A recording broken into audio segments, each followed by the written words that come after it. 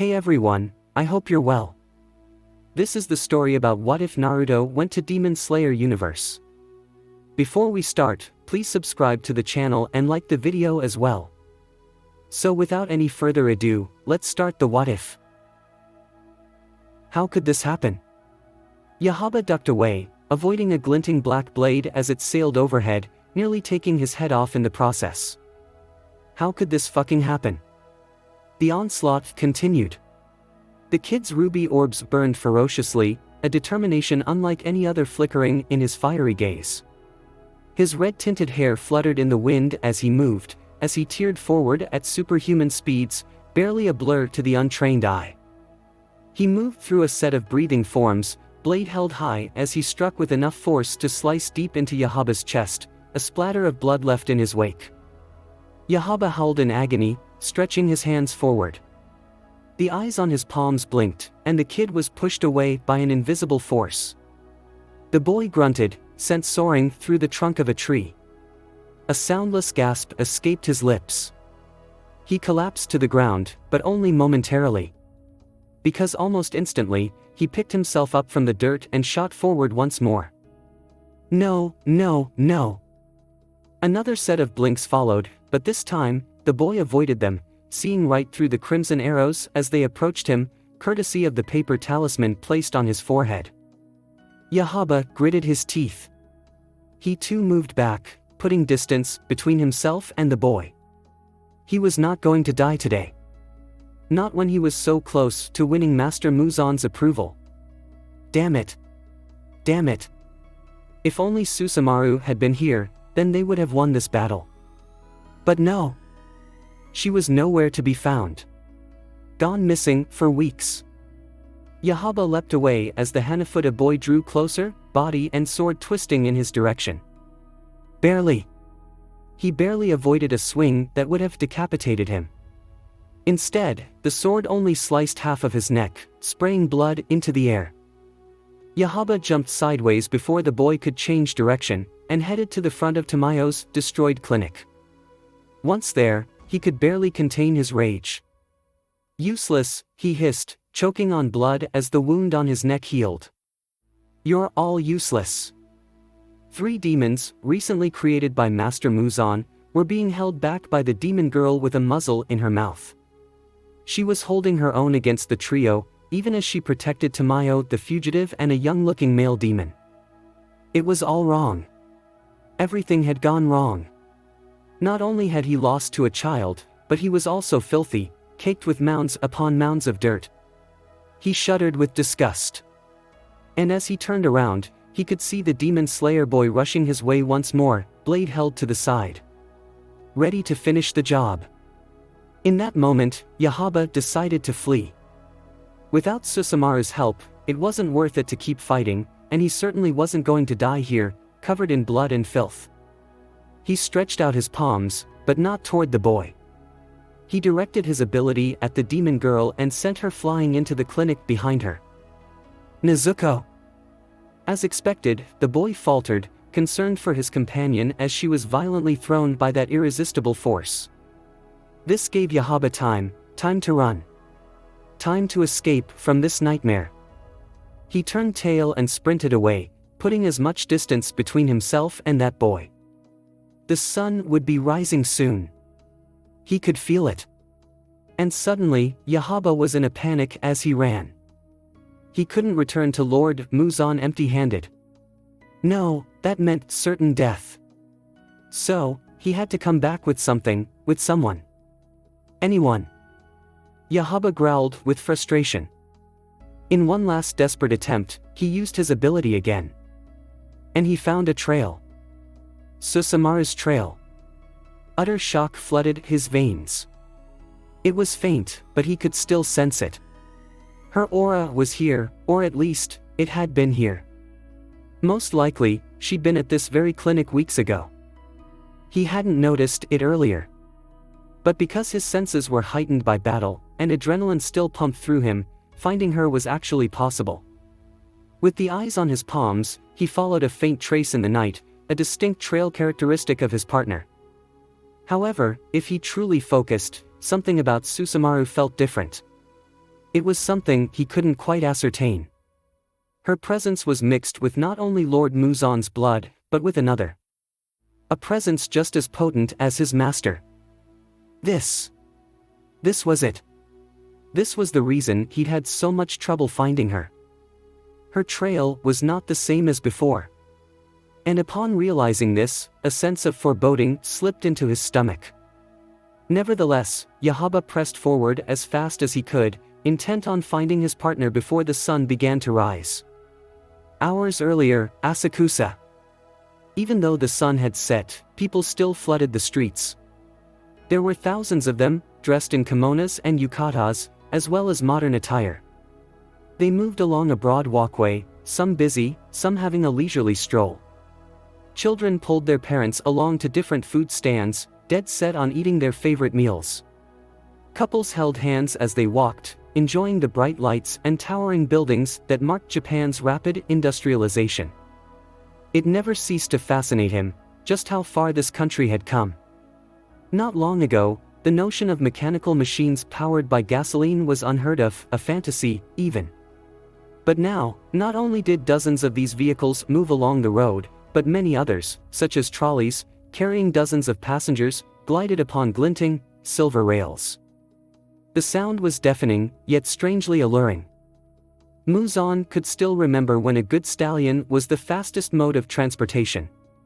Back then, owning a horse was a privilege, a sign of one's wealth. He recalled the days of his youth, fraught with illness and frailty. This was during the Heian period, a time filled with art and culture and endless power struggles for the title of emperor. Next came the feudal period of Japan, spanning hundreds of years, marked by warfare, destruction, and the reign of the samurai. Then came the early modern era of the Edo period, consisting of relative stability across the nation. And finally, each and every era culminated into the current period of modernization and technological advancement. So much time. He'd seen it pass by. Not quite in a blink, but quick enough to surprise him. Even with his longevity, time still marched on, the seasons still changed, and the world still evolved. For 1,000 years, he had chosen not to interfere with Japanese politics.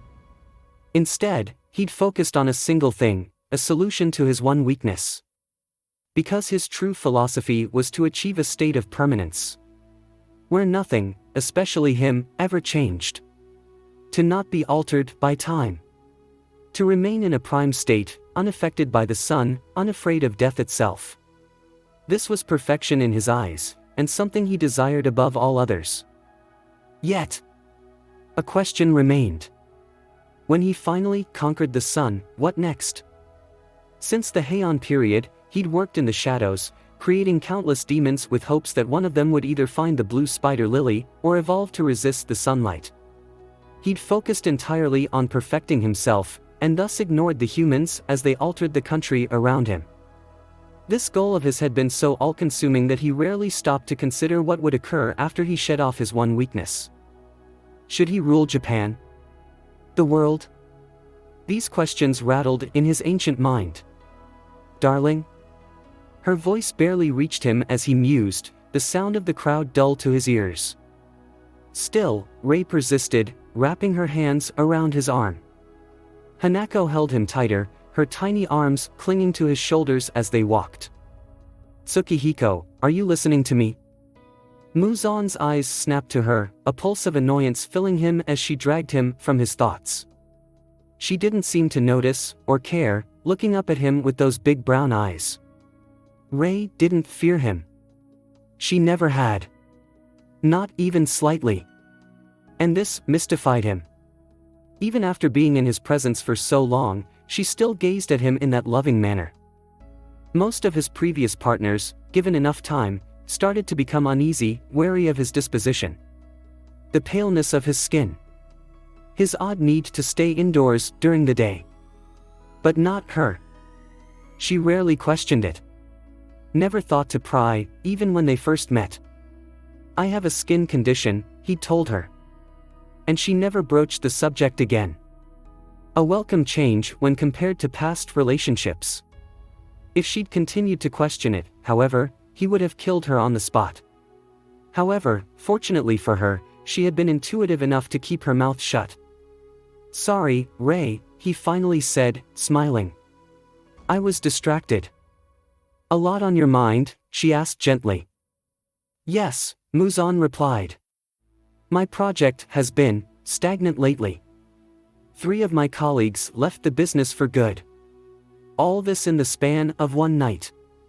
Though he was being cryptic about what he shared, Muzan was still surprised he was telling her any of this. "I see. That's unfortunate." She pulled him closer. "Is there anything I can do? My family has the resources. I could fund more of your research if you want." He glanced at her, another smile on his lips. "That's quite all right, Ray. It's not a problem money can solve. I appreciate the offer, though." "Okay." She intertwined her hand with his as they weaved through the throng of people. "Just know that I'm here if you need anything." "Of course, darling." Hanako, who had been so busy observing the tall buildings of Asakusa, finally cut in. "Me too, father," she added cheerfully. "I'm also here to help if you need anything." Muzan held her gently, chuckling. "Well, I appreciate it, Hana. I'll be sure to remember that when I need something." At that, Hanako titled her head, asking innocently, "So how long will we be in Tokyo?" Muzan wanted to respond, but before he spoke, someone gripped him by the shoulder. It was a grip so harsh, so hostile, that his anger flared in an instant. Muzan paused, then turned, eyes flashing crimson. He met the gaze of a young teen, checkered Haori fluttering, Nichiren blade at his side. Time seemed to freeze. They locked gazes. The king of demons. And this lone boy. The first thing he noticed was the symbol on his forehead. A demon slayer mark? No. No. It was just a scar. Still, as Muzan's eyes roamed the features of this bold demon slayer, he instantly caught sight of the one thing that chilled him to the bone. Hanafuda earrings. Memories of his defeat 400 years ago came flooding back. He gritted teeth, arteries bulging along his face. This child almost resembled Yorichi, the only demon slayer to ever best him in battle. Could he be responsible for killing my lower moons? Again, no, that was unlikely. Along with sensing their deaths, he had seen glimpses of their last moments as well, all of which involved a woman with purple-tinted hair and a blonde man, with their battle occurring outside of Tokyo. Muzan could feel a growl rising in his throat. This wasn't the time to be caught. He didn't need demon slayers knowing his location. Not now. He needed a distraction. "Father?" asked Hanako. "Who's that?" "Perfect. Good girl." "Don't worry, Hanako," he replied warmly, seizing this opportunity.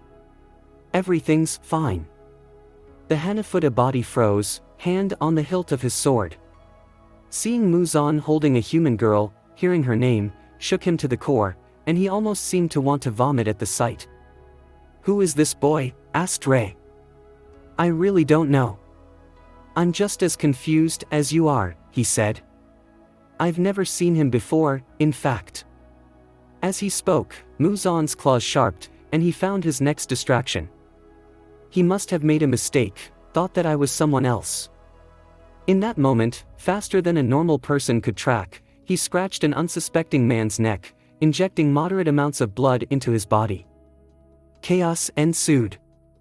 The crowd roared in alarm as the Hanafuda boy tackled the man he'd just recently turned into a demon, restraining him. The man growled and drooled, acclimating to his blood almost instantly. He fought against the young demon slayer, trashing beneath a powerful hold. Hanako teared up at the sight, snuggling closer into his chest. Unbidden, Muzan felt a pang of concern for his for Ray's child. He held her tightly, shielding her from the sight. "Don't look, okay," he whispered tenderly. "Ray, I think we should go. It's not safe." Ray nodded quickly and followed after him, and they left the scene, the crowd parting as more people gathered to watch the bizarre scene unfolding in the middle of the street. Muzan Kibutsuji! The Hanafuda Slayer screamed at the top of his lungs. Muzan frowned. He knows who I am. What's the matter with that boy, Tsukihiko? He barely registered her voice. Instead, he listened to the desperate yells of the boy in question. My blade will be the last thing you see. I'll never forgive you for what you've done. Muzan's eyes narrowed as his words were finally drowned out by the crowd. Holding Hanako tightly, he took the lead and went as far away as possible, stopping only when he found a cab to take Rei and Hanako home. You're not coming with us, father? She asked sadly. He handed her over to Rei. No, I have work to do. I have to attend a boring old business meeting soon. Plus, I'm worried about what just happened. Darling, Rei protested. The concern in her eyes was palpable.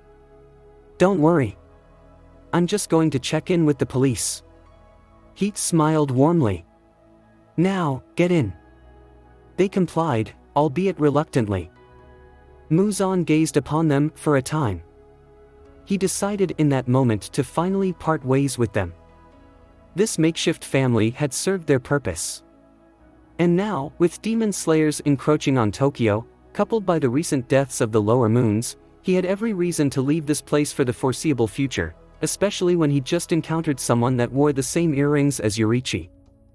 So, this was it. He would leave Tokyo tonight, but not after sending someone after that boy. He smiled with as much care as he could muster, eyes lingering on Rei and Hanako one last time. Muzan almost chuckled. They were the only humans in these pretend relationships that he hadn't ended up devouring or outright killing. Muzan stepped aside and let the cab take them away. Hanako waved at him as they moved further and further away. He kept a smile on his face until they were out of sight. Then an enraged frown marred his features. He turned to the nearest alleyway, fists clenching as thoughts of Yorichi filled his mind. Along with the deaths of the lower moons, this boy's appearance was very troubling. Yahaba's report 3 weeks ago indicated that a battle had occurred in Nerima, then moved outside of the city, where all 3 of his demons were eliminated. In all his years, multiple Kazuki, upper, even lower, had never been killed in one night. It was unheard of, completely unlikely. Not only that, but why? Why had they all gathered in a single place without his permission? Of course, he gave them the freedom to roam Japan as they saw fit, but what was the reason for them clustering in one area without consulting him first? As soon as he entered the alley, Muzan snapped a finger. Neikim's biwa resounded. Yahaba appeared before him, kneeling down. Muzan arched a brow. You still haven't found your partner? No. Curiosity, rather than anger, filled his being. For some reason, when he tried to summon Yahaba's partner with Neikim's blood demon art, it didn't work. Almost as though there was some kind of interference. Never mind, then. There was no time for this nonsense. He glanced ahead, watching as 3 drunks stumbled their way. 2 men. And 1 woman. They would have to do for now. In a blur, he moved forward, scratching all 3 of them before they even realized what was happening. He injected a decent amount of blood into their bodies, and a moment later, they fell to the floor, twitching and spasming as they instantly transformed into demons. Good. They acclimated well. Their physicality was decent too. Enough for an impromptu assignment. He turned to Yahaba. There's a demon slayer that wears Hanafuda earrings nearby. Take these 3, find him, and kill him. A simple order, one that he expected to be followed without question. Yes, master, said Yahaba. Muzan turned to the newly made demons. They were on their knees, drooling as they stared up at him, waves of pleasure still running through their bodies. If you succeed, I'll give you more of my blood. Their eyes widened, their shivering increased. They nodded vigorously. Even as new demons, they were wise enough to understand who their master was. Muzan turned away without another word, intent on leaving Tokyo for good. These recent events did not sit well with him, and as such, he would be summoning every single member of the 12 Kazuki tomorrow, both upper and lower, to discuss his plans for the future. He snapped his finger once more, and he was instantly transported into Nakeim's dimension. Present time, Nerima. Naruto stifled a yawn as he opened the door. He raised his arms in a back-arching stretch, a cup of tea in his hand. The morning air was cool against his skin, and though the sun had yet to rise, the garden was bright and visible, tinted silver by lamps and a glistening, silent moon. He paused to inspect his home, as well as the demon sitting on that bench a distance away. She had a book in her hand, a black cat on her lap. But she wasn't reading. Instead, she was looking up, smiling to herself. She observed the beautiful sky above, littered with glowing stars that would soon be swallowed by the morning sun. Naruto's gaze lingered on Susumaru. She seemed content, calm, perhaps even happy. However, if he looked close enough, there was a longing, a yearning, in her amber eyes. A yearning for something just beyond her reach. Something she had not seen in decades. The sun, Naruto realized. She missed the sun. A pang of sympathy rushed through him. As cheerful and carefree as she was, Susumaru still had moments like these. Moments of weakness and vulnerability. They hadn't known each other for too long, but he still wanted to help her. He found that he genuinely cared about her. Try as he might to shut out the people of this world, they still found their way into his heart. First, Tamayo, then Yashiro, then Yuichiro, followed by Susumaru, and now, Murata, Ozaki, Kaneo, and Shinobu. It had been 3 weeks since she departed. So far, things had been relatively peaceful. As Shinobu had promised, a few demon slayers had passed through the district. No one particularly notable though. There hadn't been any more demon attacks either, especially in Nerima. That was a good sign, because in 1 week, Susumaru and Yuichiro would receive directions to the demon slayers' secret headquarters. That is, if they were first approved to come. But Shinobu had been confident that her master would allow them to visit for at least a few days. So, all that remained was to wait for Shinobu's crow to arrive. Naruto made his way over to his friend, who stopped her stargazing when he drew near. Susumaru smiled when she saw him, eyes glinting happily. At this point, he trusted her enough that she could stay outside without him needing to watch over her. Which meant more sleep for him. Of course, he could always have a clone stay with her, but sometimes Susumaru declined, on the account of not wanting to bother him with a rush of unimportant memories when the clone finally dispelled. "Mornin'," Naruto greeted. He took a sip of tea. "Good morning, Naruto." Susumaru grinned, expression shifting. "You're up early." He took a seat next to her. True. But I had to make sure you weren't up to no good." Susumaru laughed. "I wouldn't dare. I don't want my ribs and spine broken again." She was referring to their first meeting over a month ago. Naruto recalled that night with a wince. "Sorry," he said after a moment. "Now that I think about it, I might have gone overboard back then." The demon waved him off. "I'm over it, Naruto." "Really?" She reached down and stroked Kimiko's dark fur. The cat purred in response. "After all, if you hadn't knocked some sense into me, I wouldn't have gotten to know you and Yuichiro. In fact, I'd probably be dead if I never chased you down that night." "You think so?" Naruto inquired. She shrugged. "Who knows? Aside from the 12 Kazuki, lower-level demons are always being killed by demon slayers. All things considered, I really could be dead right now." Naruto leaned back on the bench and placed his cup on the ground. A playful smile curled across his lips. "Well, then I'm glad I beat you up that night." "Wow. Such disrespect." Susumaru smirked. "Is that how you talk to your elders?" "Elder?" He chuckled. You? Technically, I am older than you. You certainly don't act like it. She shrugged. You don't act your age either. At least, that's what Yuichiro always says. Naruto laughed once more. If anything's certain, he acts like an old man. Susumaru giggled, nodding in agreement. Yuichiro was the youngest between the three of them, but honestly, the clinic would be chaos without his attention to detail and incredible organizational skills. He sort of reminds me of someone. She added softly, her laughter dying down. He noticed a shift in her demeanor. Someone? Susumaru suddenly looked sad. My partner, Yahaba, she said.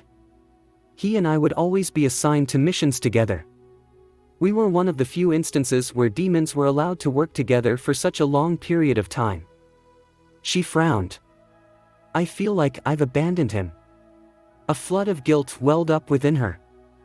Honestly, she hadn't even thought about him for so long. Naruto listened to her with sympathetic eyes. Where is he right now? She frowned. I don't know. We were always being summoned to different places by that man. So, he could be anywhere, or even dead. The blonde shinobi hummed in thought. You want to find him? A statement.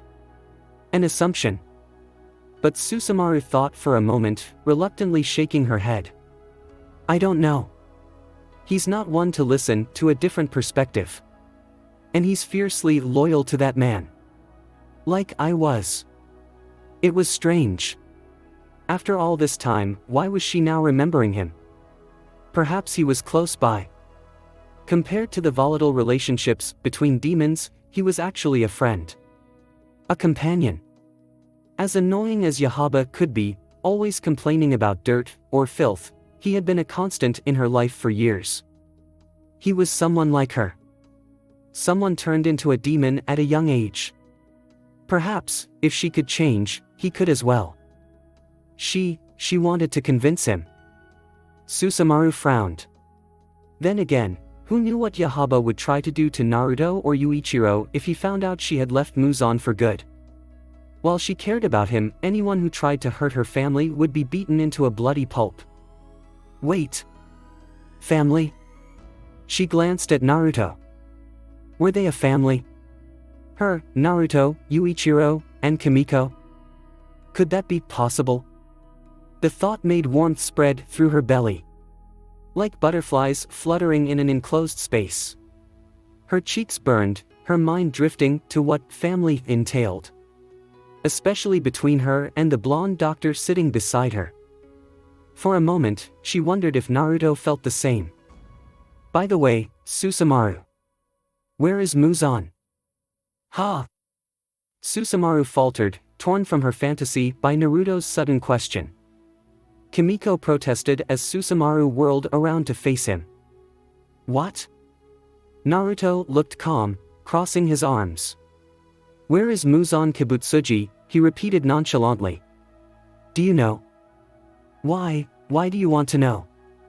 A feeling of dread filled her heart. Surely, he wasn't considering. So I can go kill him, of course. He said those words so confidently that she could hardly believe what she was hearing. Sure, Naruto was powerful. More powerful than any human she had ever met. He'd defeated 3 lower moons on his own, saving dozens in the process. And she was convinced that he could take on the upper moons as well. But Muzan was a different story. He was over 1,000 years old, and by far the strongest demon on Earth. Even Naruto had his limits, right? He was still human, after all. Susumaru nearly stood to her feet. No. No? She nodded firmly, brows furrowing. I can't let you. You'll be killed. And I don't want that to happen. I can't let that happen. Naruto's eyes softened. He placed a gentle hand on her shoulder. Relax, he said. I wasn't serious. Sorry for worrying you. Her shoulders slumped. It's okay. It's just. We can't lose you, you know. His gaze widened a fraction, genuine surprise on his face. A part of me is just annoyed, Naruto admitted. This Muzan has caused so much pain to those I care about. Someone needs to kick his ass already. Well, it's not like I know where he is anyway, she replied. Tentatively, Susumaru scooted closer. He's a master of disguise. If he wills it, no demon can find him. He can change his appearance, his voice, his mannerisms, even his malice. He has a special demon that's used to summon us from all over Japan, someone that plays a biwa. She leaned back on the bench, running pale fingers through Kimiko's fur. So I genuinely don't know where he is right now. Okay. I understand. Naruto took in her explanation thoughtfully, even as they slipped into a serene silence. Again, he had to remind himself that this wasn't his fight. He would help, if needed, but it wasn't his responsibility to seek out every threat lingering in the distance. Even if that threat was Muzan Kibutsuji. The comfortable silence was broken by Naruto's sigh. Not only did he have returning home to worry about, but also the demon by his side, as well as his younger brother, Yuichiro. This was the price of opening his heart to the people of this world. Yet, he couldn't complain. They were precious to him, they had added many things to his life, many good and treasured things, and he would never change that even if given the chance. You alright? Susumaru asked, glancing his way. Naruto smiled gently. I'm fine. She observed him closely. Are you thinking about home? Sort of. He admitted. I get it, she said. It's been years since you left. It must be hard, having to leave your country behind. They were so close, she could feel the incredible warmth radiating from him. We were at war, then, Naruto revealed quietly. The worst in our history. Thousands died. I lost so many of my friends. The land was ravaged beyond recognition. And against my will, I was taken to this foreign place called Japan. It was the first time he mentioned anything of substance about his homeland. Susumaru listened intently. She wasn't an expert on the geopolitical climate of the planet, but she did know that the world had experienced much conflict in recent times, especially with nations of the West. So perhaps he was from one of those countries, recently torn apart by horrible wars. She wanted to ask more questions. Wanted to find out about where he came from. But this wasn't the time. Gazing at him, she saw the conflicted look that crossed his features when he spoke about home.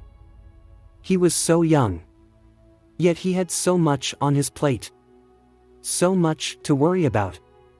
The pressure would break most people, but he always managed to smile. For them. Gently, she snaked her arms around his waist and gave him a big hug. Heart pounding, she held him close. As tightly as she could. He didn't resist, relaxing into her touch. It felt perfect. Felt right. And Susumaru realized that she loved this. She loved being by his side. Listening to him. Talking to him. No matter where he went, whether he chose to stay in Japan or leave, she would follow. Susumaru wanted to hug him forever, but the sun would be rising soon. She'd have to go inside for today. She'd have to let. Chills ran down her spine in that moment. Susumaru stiffened, a familiar feeling washing over her, just as the gates of the clinic were blown off their hinges, sent flying toward her and Naruto. Tanjiro stooped down and collected the blood of a demon through a syringe. Then he cut off her head, ending the woman's life. He looked on sadly, watched as her body turned to ash in moments, disintegrating and floating into the early morning sky. It was still dark. Dust covered what was once Tamayo's clinic. The building had collapsed in on itself, utterly ruined by those three demons while he'd been fighting the Arrow One. Tanjiro clenched his fists. It had been a hard-fought battle, but the Arrow Demon had managed to escape. Instead of facing defeat, he chose to flee, hurling Nezuko away as a distraction, as a means to get away. My body hurts. He'd never been in this much pain. A rib must have been fractured, and it hurt to even stand.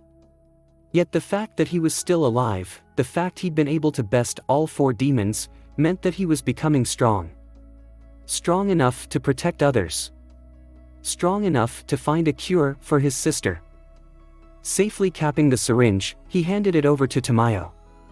The older demon had been quiet for some time, just staring at her destroyed home. Years of building. Years of amassed materials. All destroyed in moments. By the looks of things, only a few items could be salvaged, and an expression of deep sadness marred the beautiful woman's face. Her ward, Yashiro, placed a soothing hand on her shoulder. "It's done," Tanjiro said, holding the syringe close to Mayo's side. "Thank you, Tanjiro." Though unfortunately, these demons were not members of the 12 Kazuki. In fact, they only seemed to have been recently transformed. Recently transformed? The teen asked. Yes. Muzan must have been in a rush, Tamayo speculated. He gave them copious amounts of blood, hoping to create strong demons. But they were strong, Miss Tamayo, Tanjiro added. Strong, yet unstable. Their minds couldn't handle the transformation well, and they were even more violent and deformed than normal demons. Tamayo paused, thinking. Perhaps Naruto killing 3 lower moons had put Muzan on edge, enough for him to do something so impulsive and ill-planned. Nevertheless, despite her home being reduced to rubble, a burst of satisfaction swelled in her chest. Naruto's encounter with members of the 12 must have rattled the leader of all demons. And she couldn't help but delight in this speculation. Tamayo glanced to a section of their home. A section where Nezuko was seated. The muzzled demon struggled to stay awake, drifting in and out of sleep. She'd taken the brunt of the arrow demon's final attack, her body flung about dozens of times through the air. Next to Nezuko was another demon, a man Muzan had turned in front of Tanjiro in the middle of Asakusa. As a recently transformed demon, he had little control over his impulses. Therefore, he was bound head to toe in special ropes that restricted his movements. Even so, the man's wife was by his side. The very woman he had bitten, nearly killed, still chose to stay with him. Luckily, Yashiro had been able to pull the wife from the rubble once the clinic began to collapse. Tamayo quickly made her way to them. She checked on Nezuko first, before affectionately stroking the girl's pale cheek. "You did well tonight," Tamayo whispered. Nezuko seemed to understand, because she immediately wrapped her arms around Tamayo's neck in a tight hug, which the older woman returned with a soft smile. Then she moved on to the man and his wife. "Are you all right?" Tamayo asked the woman. "I don't know," she replied. Her yellow kimono was still stained with blood. Her shoulder was covered in bandages, the very same shoulder her husband had bitten. "Tonight, I found out demons are real. And that my husband was turned into one. It's overwhelming." Gazing upon her with kind eyes, Tamayo said, "Look. I can make you forget about this. About him." Her blood demon art, supernatural blood, allowed her to affect sentient life by scratching herself and drawing blood. She could cause hallucinations, illusions, hypnotism, or alter perception and even brain chemistry. The effects were much more pronounced in humans. So, if she truly wanted to, Tamayo could make this woman forget everything that happened tonight, even going as far as altering her memories of her husband, now turned demon. "It's okay," the woman said. "I'll stay with him until you find a way to cure him, no matter how long it takes." Tamayo nodded. "Very well. With the man under her spell, he should be harmless for the time being." A moment later, Tanjiro approached them. Nezuko quickly stood up and ran to embrace her brother. "What will you do now, Miss Tamayo?" Tanjiro asked, holding his sister. "Yashiro and I will be leaving this region. We're too close to Kibutsuji now. They'd been in Asakusa for decades now.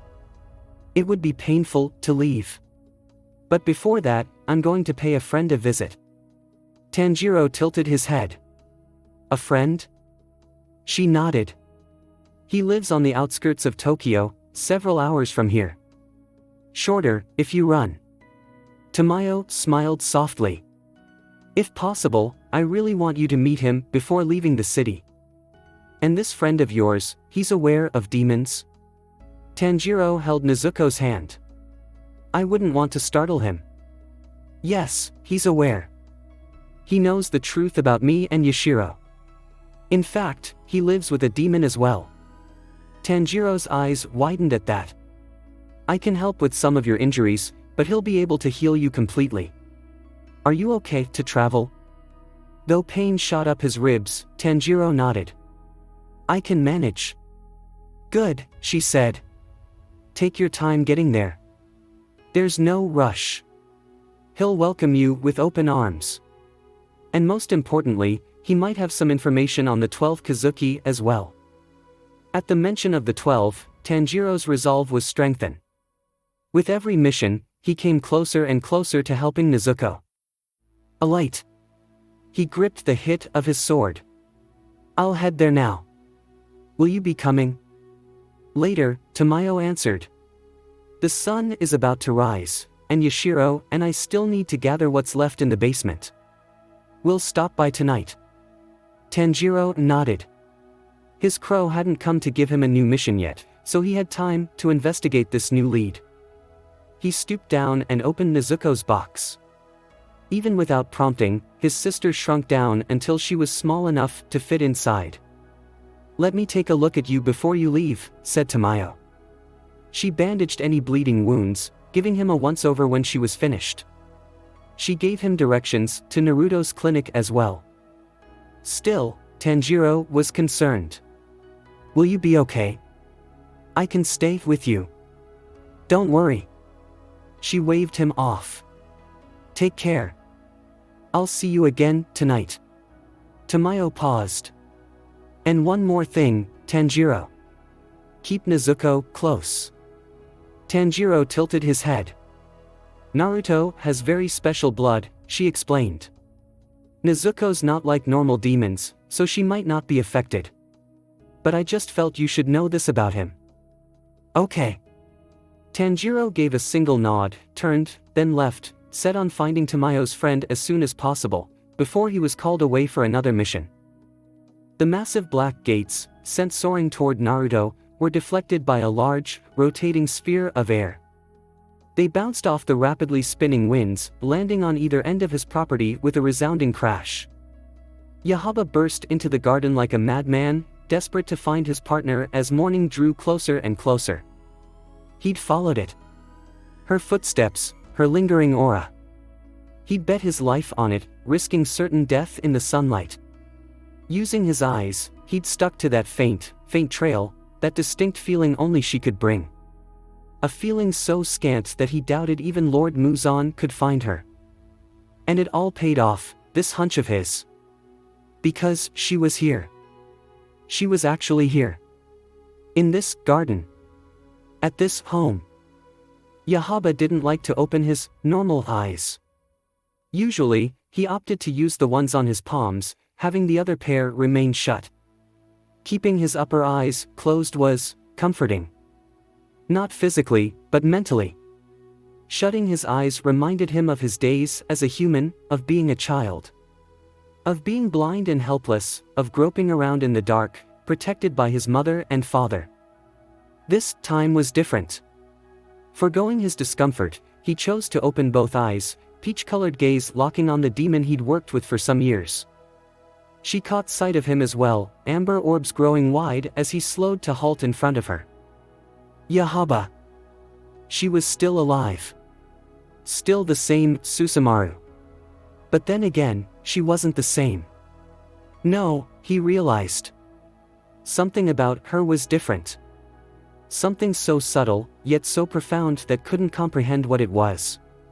Her hair was slightly longer. And her eyes a bit brighter. She wasn't wearing her typical orange kimono.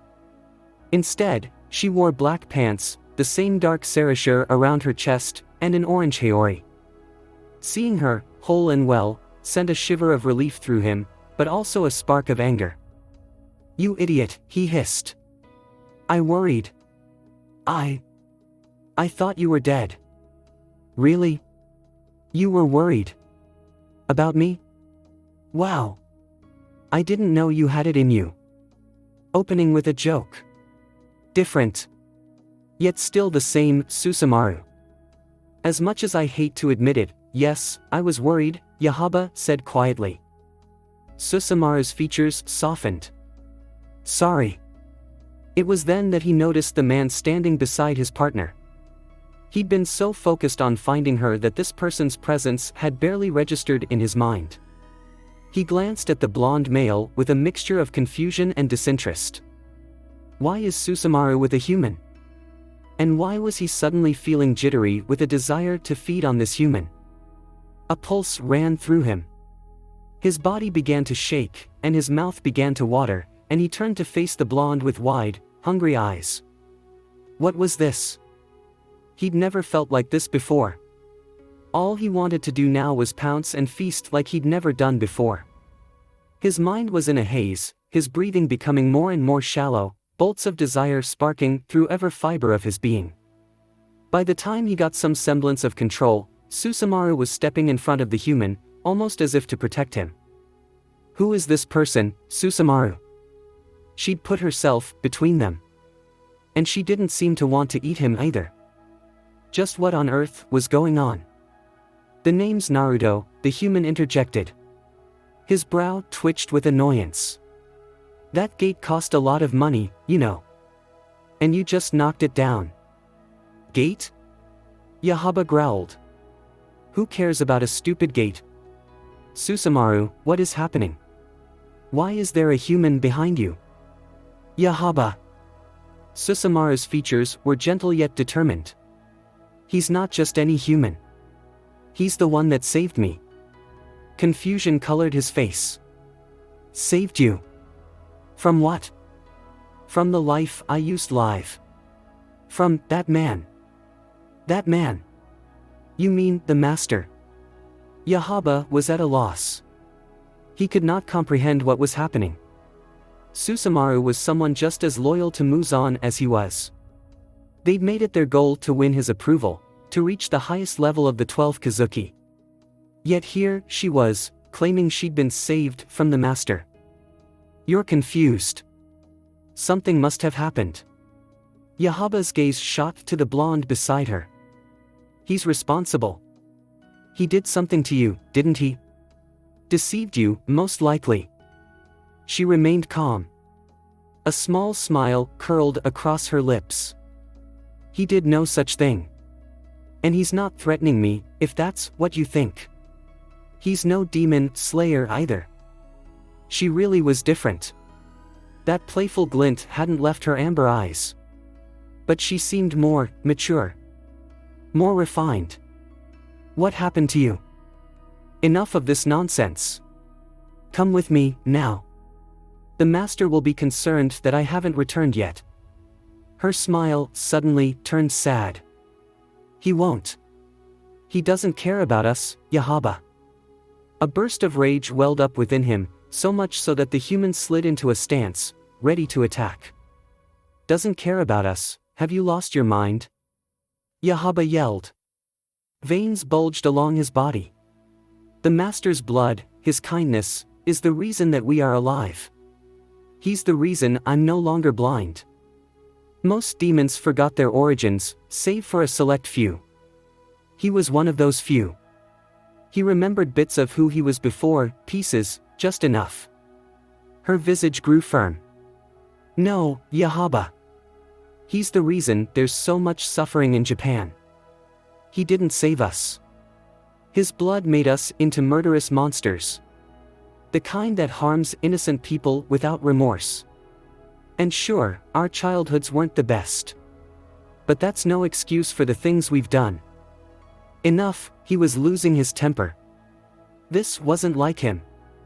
Normally, she was the impulsive one. However, here he was, screaming like a petulant child.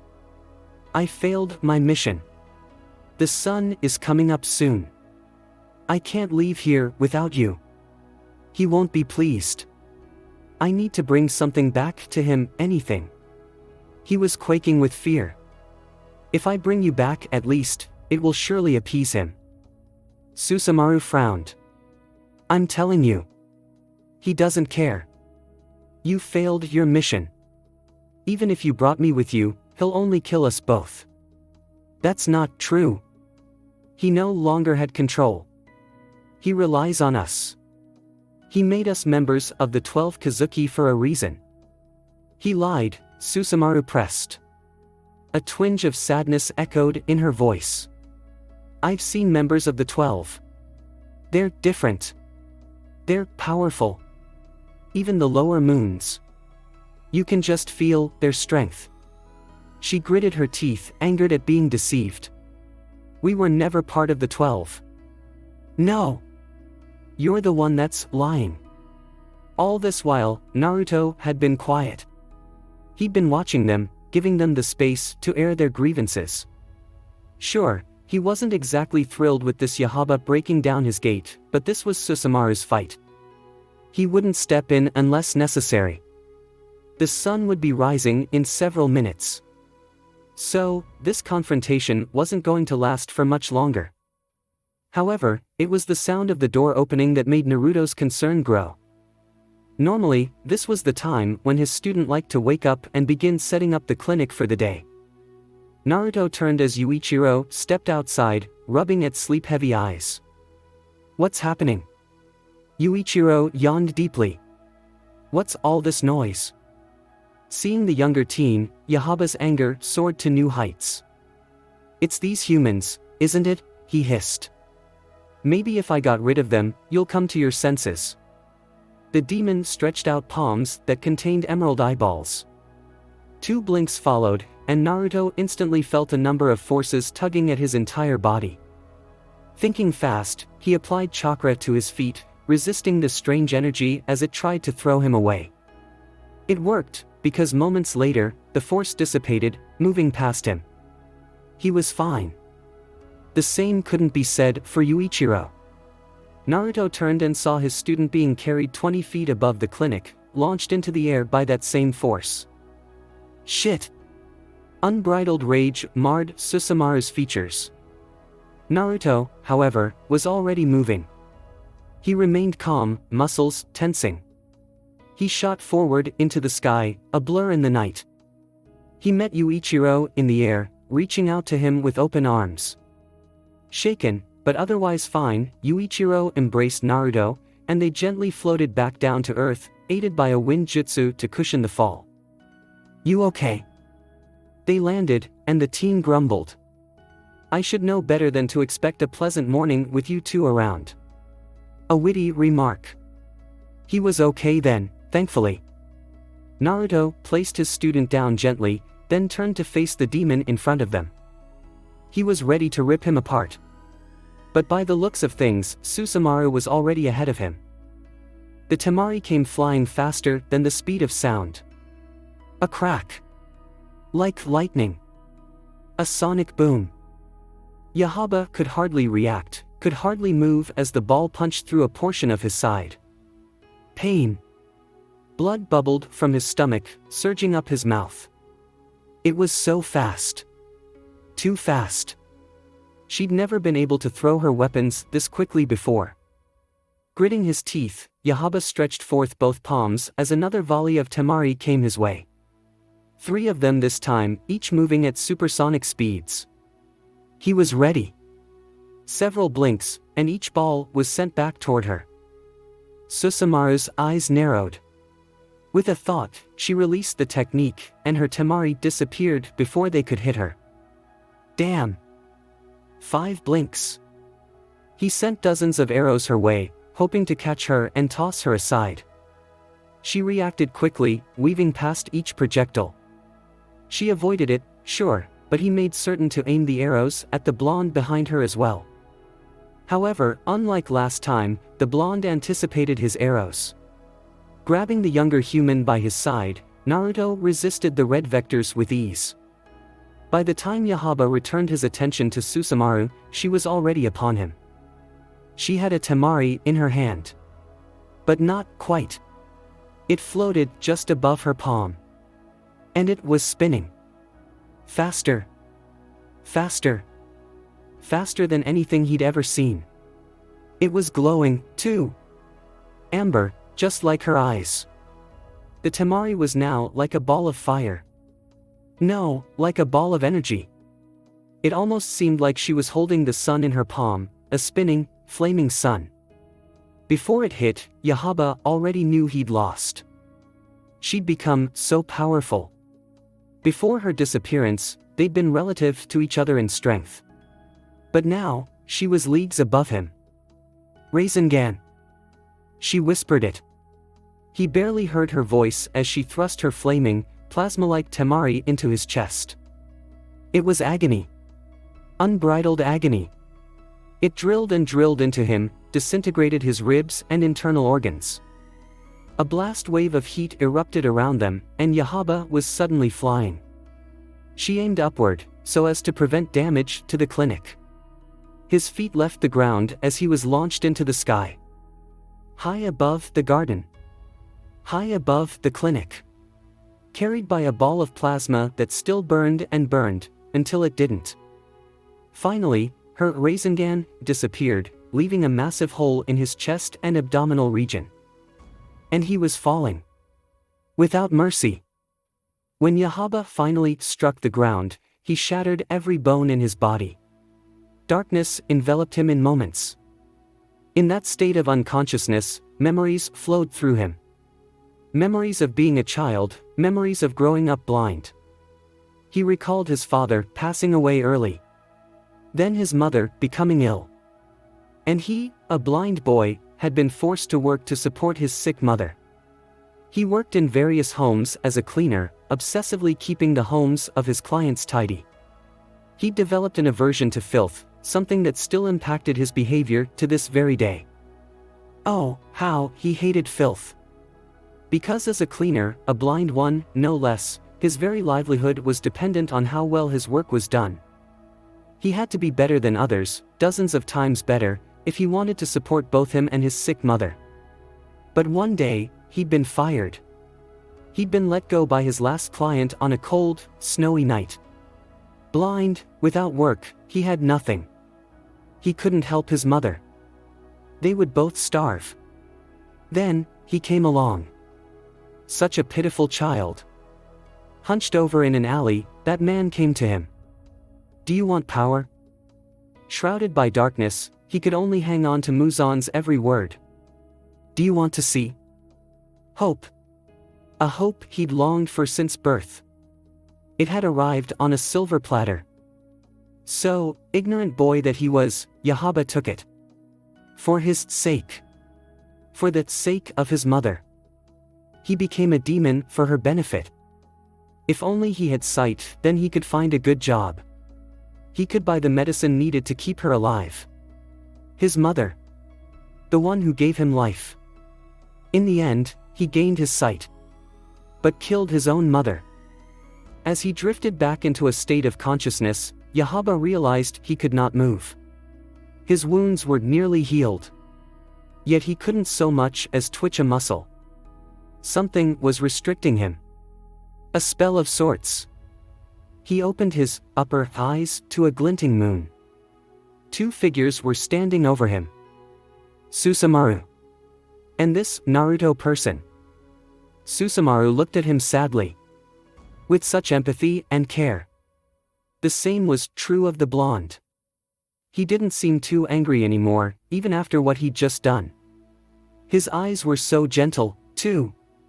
His blood even more so. He's the reason she changed. It all made sense now. It was him. Yahaba let out a small, pained chuckle. You beat me. So easily. I did. Another laugh. Gentle. Defeated. Resigned to his fate. Then I suppose this is the end for me. Silence. Susumaru glanced at Naruto. Hopeful. Arms crossed, the blonde shrugged. It's up to you. So, she turned back to Yahaba with a sincere glint in her eyes. It doesn't have to be the end, Yahaba, she began tentatively. The pain subsided, and Yahaba asked, "What do you mean?" "You can change," she said. "Like I did. Like Miss Tamayo did." "Change?" "Yeah." She smiled. A wonderful, beautiful smile. "It's not too late. You can be different. You can atone." Still unable to move, he considered her words. Change? Atone? After all he'd done. After he'd taken his own mother's life. Was it right? Was it fair? "What's done is done," Naruto said. His eyes weren't full of hatred, but they were hard, piercing. "You can't alter the past. But the future is a different story." He looked up to the sky. The sun would be rising in minutes. The clouds were already tinted orange. Of course, you can choose to die. You can choose to escape the hard work needed to amend your sins. If you ask me though, that's the easy way out. "What can I do?" Yahaba asked softly, skeptically. "What can I possibly do to atone?"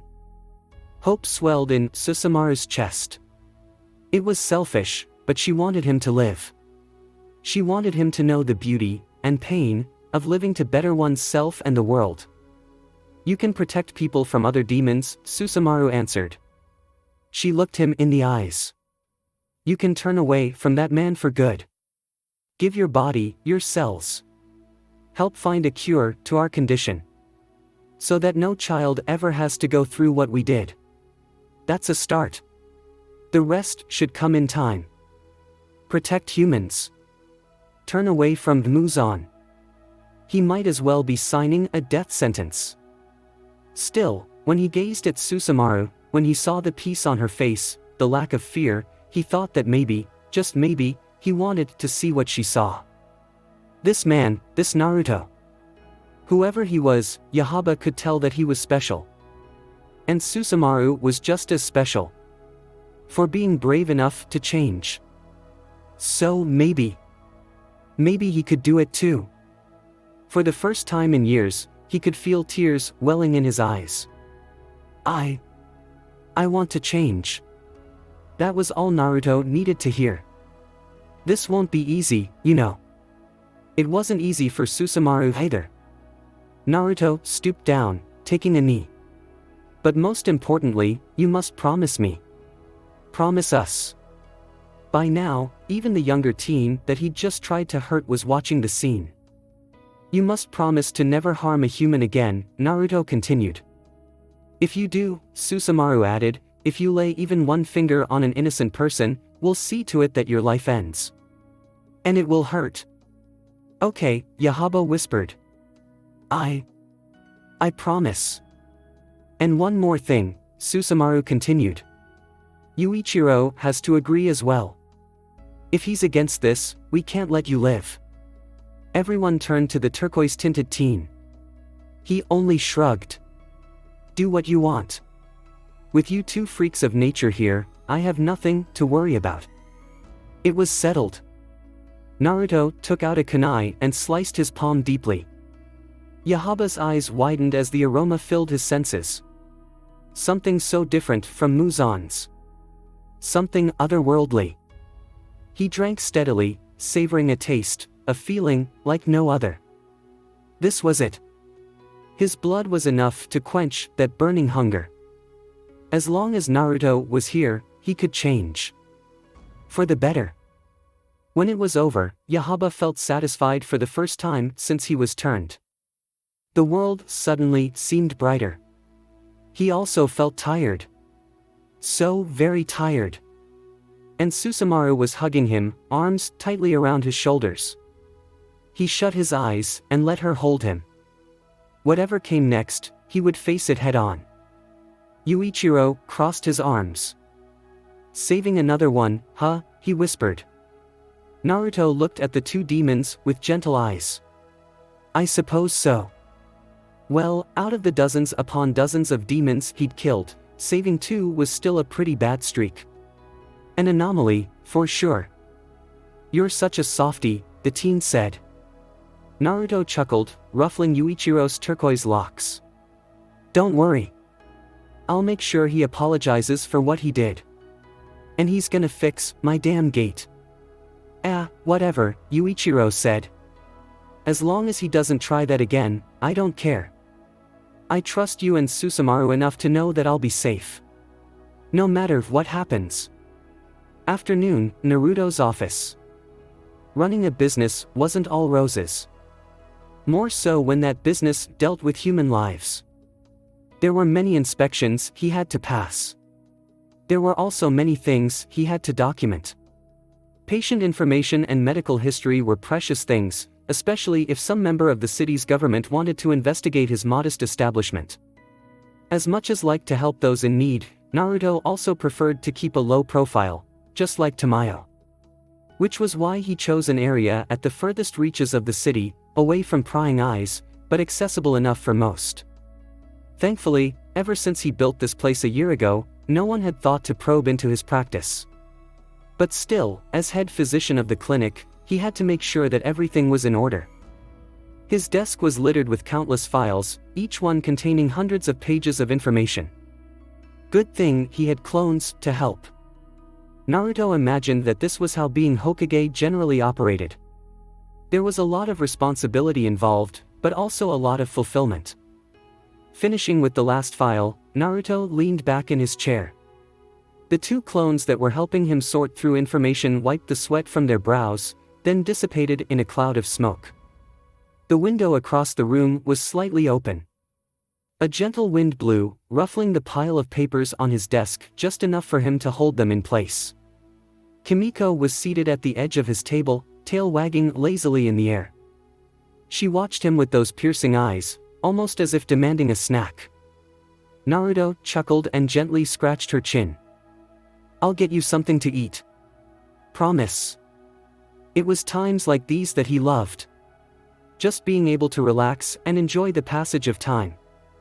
A bittersweet feeling weighed on his heart. The more time he spent here, the less connected he felt to the elemental nations, and the very thought of leaving all he'd built in Japan made him frown. Then, don't leave. Kurama's voice rumbled through him. Don't leave? Huh. That's weird. Weren't you the one telling me not to get attached to this place? Yes, I was. However, it's far too late for that now, isn't it? Naruto looked down. Yeah. So, stay. He leaned forward in his chair. I can't. Why? Because I feel obligated to help. Naruto remained silent. Look, brat. I'm not telling you to stop trying to find a way home. What I am saying is that once you kick that Uchiha's ass, do whatever the fuck you want. You aren't obligated to stay and help them. Leave the rebuilding to those that remain. Wow. So talkative today. Shut up. Naruto chuckled to himself. I understand, though, Kurama. It seemed like all his life had been laid out for him, without him having a say. Kurama had been sealed in him against his will. He had been forced to become strong to protect himself from the Akatsuki. He had to learn Fuinjutsu, Sage Mode, and Bijou Mode, all for the sake of saving the world. He'd been the child of prophecy since birth. He had no say in that. But here, in Japan, he did have a say. He'd learned medical ninjutsu of his volition. He'd built something he could be proud of. He'd met many wonderful, and not so wonderful, people. But these were his choices. No one else's. So, perhaps Kurama was right. Once he defeated Sasuke, he had no reason not to return to Japan. I won't tell you what to do. Just think about it. Afterwards, Naruto's thoughts drifted to the new demon under his roof. Yahaba. Presently, he was asleep. Susumaru was keeping an eye on him downstairs. Naruto still had a seal that restricted movements placed on the demon. As much as he'd like to believe that the same change that occurred in Susumaru could be replicated in others, he was no fool. Yahaba would be monitored strictly. Maybe even more so than he'd done with Susumaru. Still, it fascinated him. Most demons wanted nothing but to devour him, but a select few seemed to respond positively to his blood. I don't believe your blood physically changes people, not like Muzan's, Tamayo had said. What it does do, perhaps, is give demons the strength to change themselves. But only if they desired to. Mikago was a primary example of someone who had only wanted to eat him, not change. A knock on the door made Naruto look up. Moments later, Yuichiro entered. Sorry if I'm interrupting, Naruto, the teen said. But there's someone outside that's looking for you. Naruto perked up. He hadn't been expecting visitors. Who? Yuichiro shrugged. Some demon slayer with a weird wooden box. He says Miss Tamayo sent him. The blonde tilted his head, but nodded. Okay, let him in then. What's this about? Naruto wondered. Yuichiro went to fetch the unexpected arrival. When he returned, the first thing Naruto noticed was the green, checkered Haori. The teen stepped in, ushered by Yuichiro. And truth be told, he did have a wooden box, one worn like a bag. A black Nichiren blade glinted dimly, held in place by his white belt. The Demon Slayer Corps uniform was on full display, a sight that immediately reminded him of Shinobu. The most notable feature on this young man was the scar that extended across his forehead. He also looked injured, judging by his posture.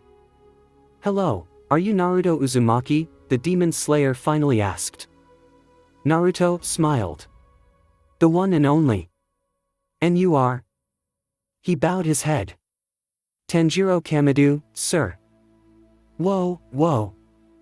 Naruto chuckled. No need for the sir. Just call me Naruto.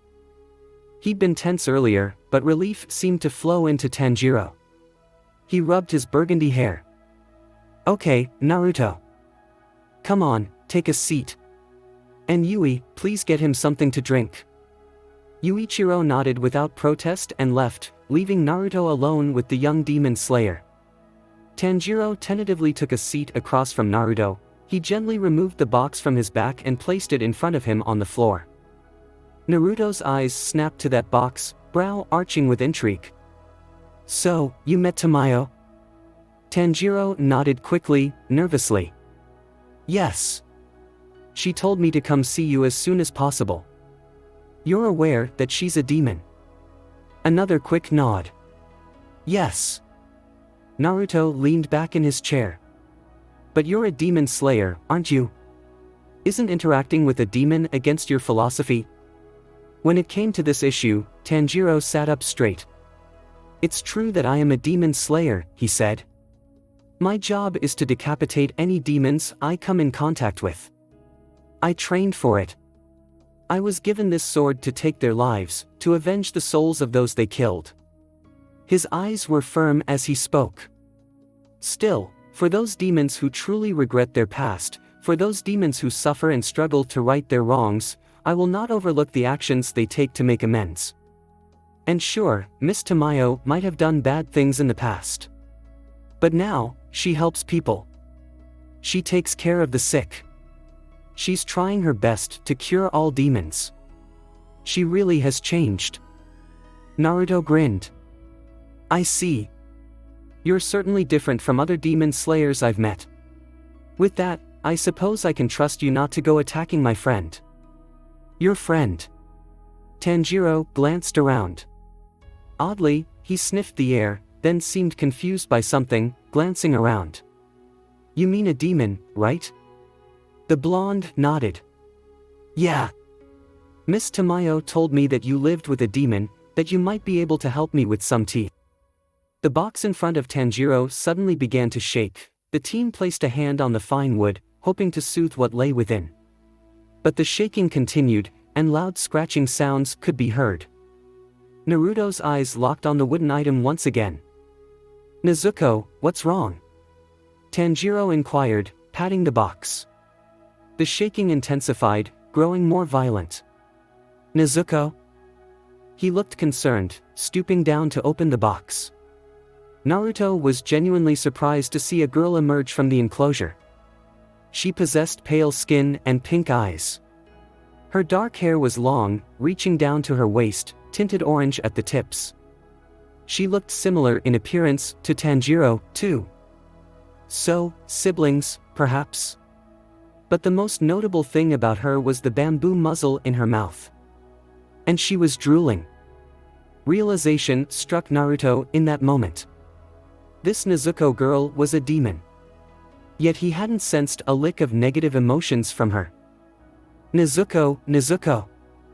The demon girl was shaking, shuddering violently as she returned to her original size. Tanjiro was holding her back. Nezuko's eyes snapped to Naruto, and her shivering intensified. Her nails sharpened into claws, she clenched her fists tightly, blood began to drip onto the wooden floor. Saliva continued to dribble from her mouth. Her brows furrowed tightly as she continued to stare at him, irises now slitted like cats. For Naruto, this wasn't anything new. For Tanjiro, however, this was a disaster. "I'm sorry," blurted the teen. He used all his power to hold her back. She normally isn't like this. She'd never hurt a human. Never. Nezuko, despite Tanjiro's hold, took a step toward Naruto, shuddering so much that her brother could barely keep a firm grip around her shoulders. It was then that Yuichiro returned with the drinks. He froze at the bizarre scene unfolding before him. "It's all right, Tanjiro," Naruto soothed. "I'm sure Tamayo mentioned something about my blood." He stood from his chair and went to close the window across the room, plunging the office into complete darkness, so as not to hurt Nezuko. By the time Naruto turned back to both siblings, he saw something that genuinely touched his heart. Nezuko was crying. Wet, fat drops stained her cheeks, dripping down her chin. Angry tears. As though she was disappointed in herself. "Yuichiro," Naruto said softly. "Do me one more favor, please. Go get Susumaru." Thanks for watching. I hope you enjoyed. If you enjoyed this what if and want to see next part of it, comment down below and let me know. Also share this video with your friends. See you in the next video. Peace.